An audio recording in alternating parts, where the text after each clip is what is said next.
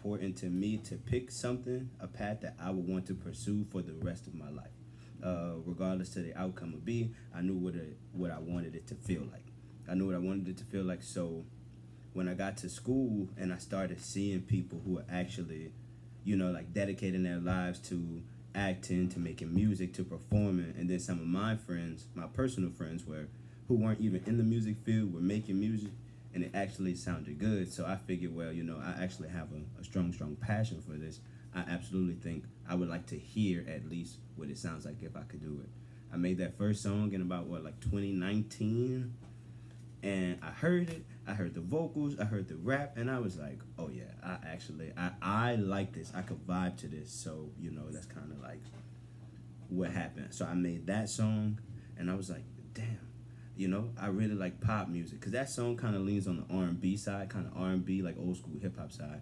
I was like, damn, I really like pop music.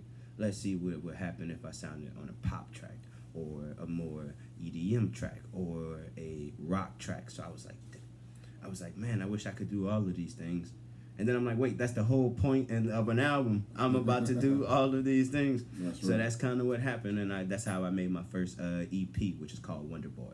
It's out on all streaming platforms, by the way. When you listen to that's 7 tracks. It's not a full-length album. It's around 17 minutes. But when you listen to it, you definitely hear all of the different genres and everything that I was trying to go for. Right. And then like versatility, man. Sometimes you get painted into a corner that you have to be one type of artist. You got to be this or that. I think it's dope that you can have that versatility, man. It's Have you had a chance to get some shows in, get your performance side of the game on? Yeah, I actually had my first live performance doing my own music at Peaches. That was Peaches last April. That was like my first performance. I actually did it with DJ Pooja, and I was able to get a feel for it and actually get a chance to see what it would feel like. And then my friends and my family came out, so it was. That was a beautiful time. No doubt. And then a couple months after that, we did a show at, where was it? Nola Mix Records. Yeah. Okay. Yeah, so we did our other show there, and we had an even better turnout than the first time. And I was like, okay, well, people are coming, they're bobbing their heads. I know these are my family and my friends, but they actually seem to be having a good time. So I thought that was cool, That's what's up. No, that's what's up. I think, of course, it's vital that you get your chops up on the performance game, did you get a chance to record stuff and get a chance to see it and see how you looked? So, I knew that I wanted to make a project.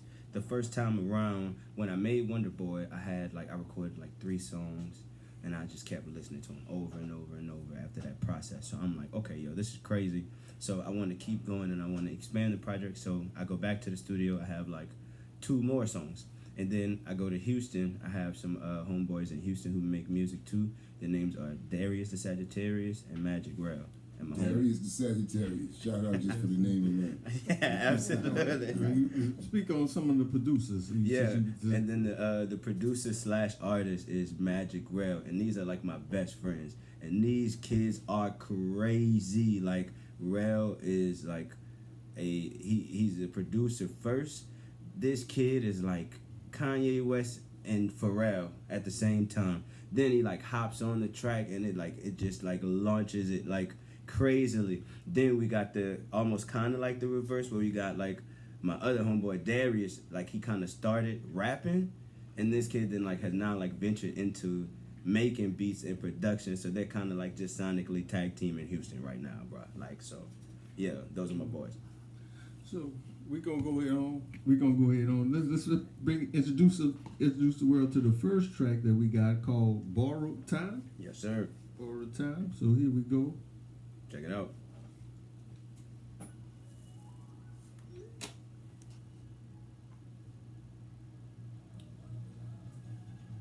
Is it? No. You don't hear it? Record player?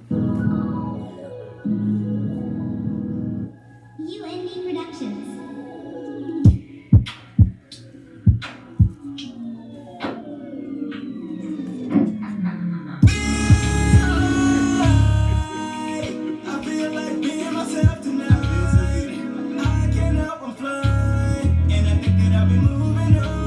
Started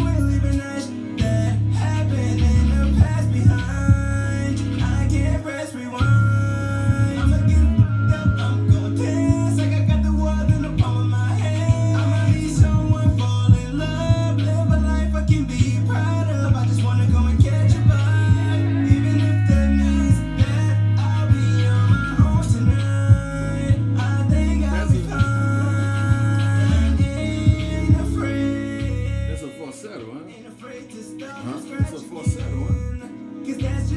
What is it?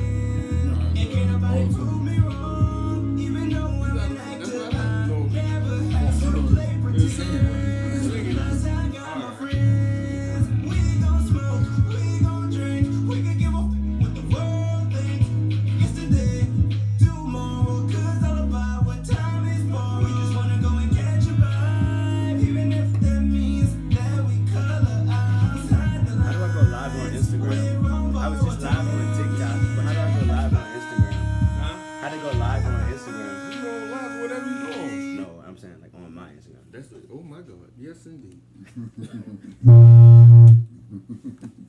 All right, that would explain where that come from.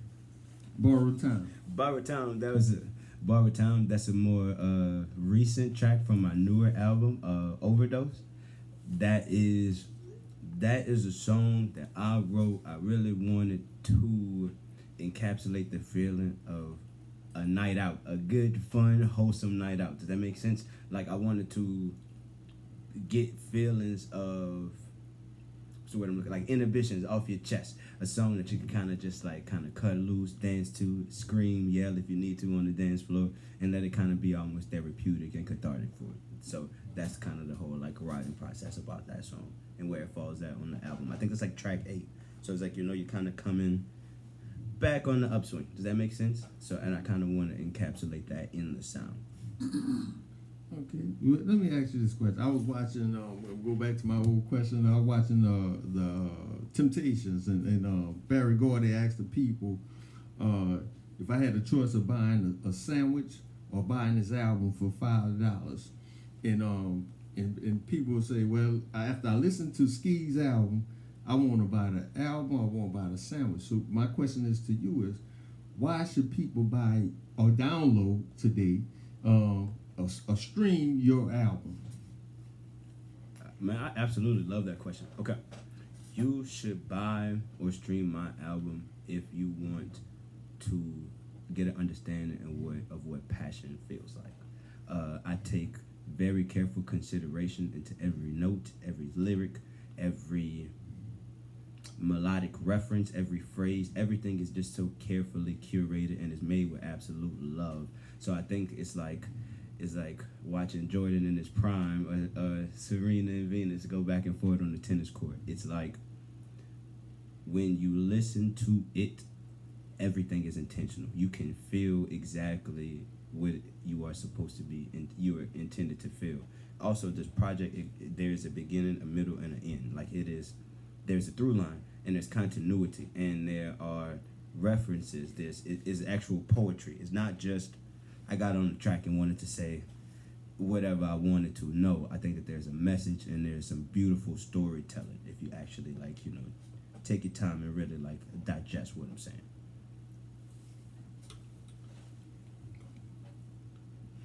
Okay, so let's go with the next track. I think it's called Addiction. So where that inspiration come from? So the title of my album is called Overdose. Okay. And that is the whole album process, the writing process. The theme is kind of going too close to the edge, and potentially making mistakes that we can't come back from and learning from those experiences.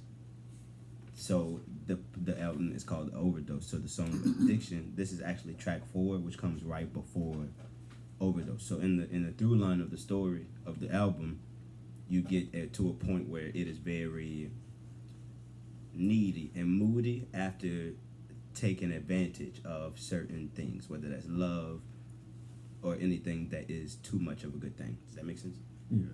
So where you going with the next album? You say this album. So you know a creator. It's constantly on your mind. Are you gonna go with the flow? It's all about the algorithm today. So you don't want to get caught up in that. So how do you stand out with everything else?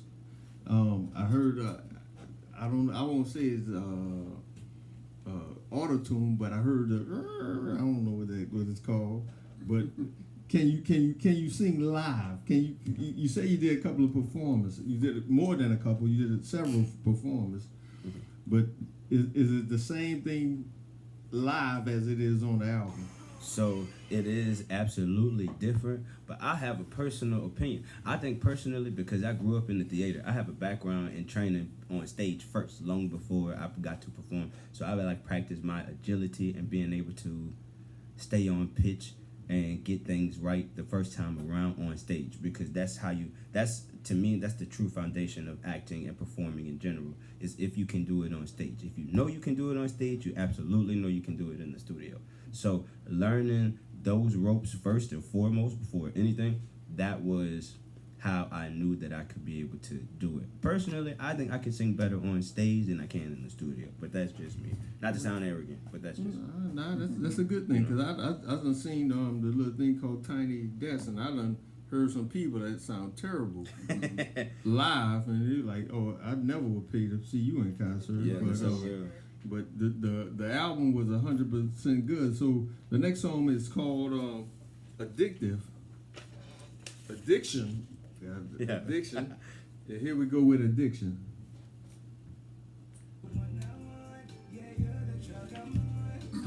So last song is That's the end. That's the end? Yeah.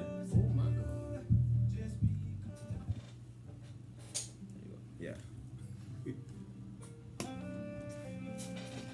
How's it going? Am I talking too much? I know it's an interview, but damn. I'm trying to so Blast Off the last song. Blast Off was the last song. Overdose is the next song. Yes. So run two back to back. We're gonna do Overdose next? Yeah, run it back. Yeah, you can run that after. After this. Right after that. Yeah. All right. We're going to go back to All right. the interview.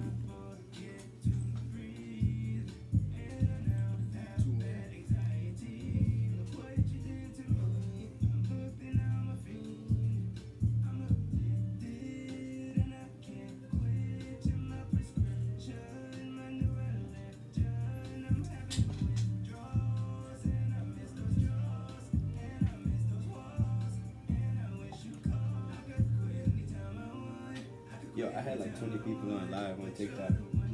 Damn it, I closed it to go on Instagram. But you gotta have like 1,000 followers on Instagram. I don't have that. Oh well. And now I'm trying to get my people back on TikTok. See, this is why you gotta stay loyal. This is why you gotta just hold it down, bro. Wherever you at, you gotta go where you appreciate it. Yeah, that one you on Instagram? Huh? I didn't know that. No, but on TikTok, my shit was jumping. I had like 20 people watching it. They were tuned in too. I had like 35 comments. Come back, please. Call them. Share the live. Share it, please. But damn. I should have co-hosted too, Chris. What? No. What, who? I don't know.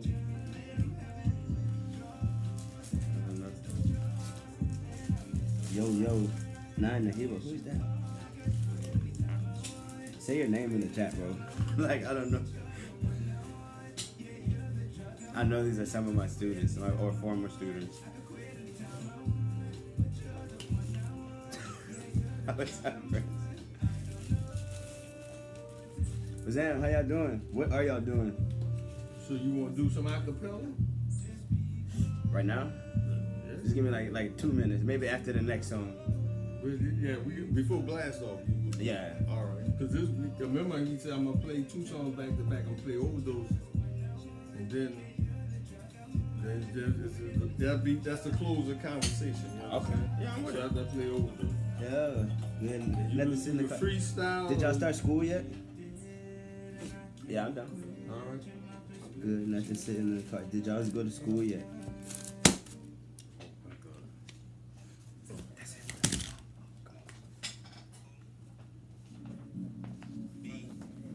Yeah, this is my song Overdose.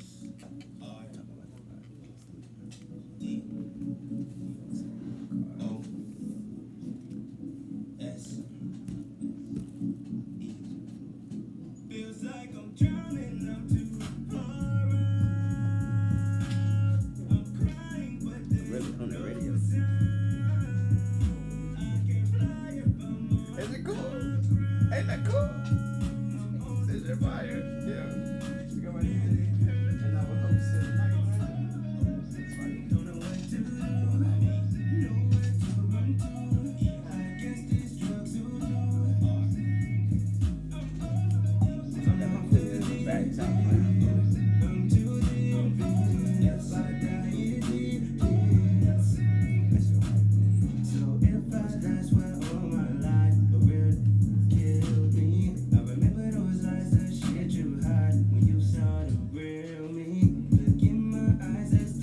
got used to don't feel me.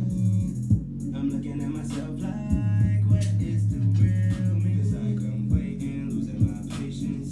Am I just stalling? My heart just breaks, I'm filled with rage. Keep liking it. Share the live and like it. I'm in the studio. What's that stereo? I'm at the radio. I'm playing on the radio.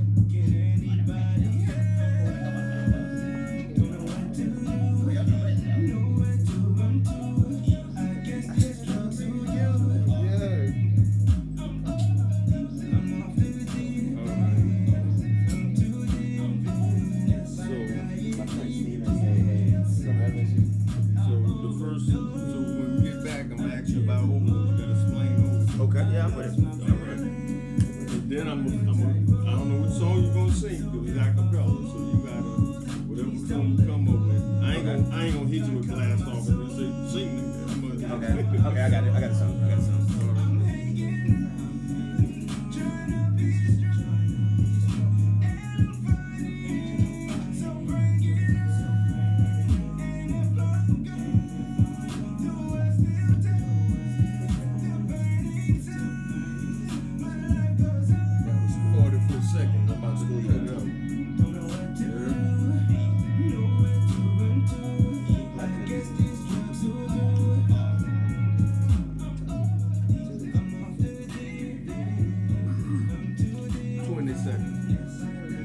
It's on you?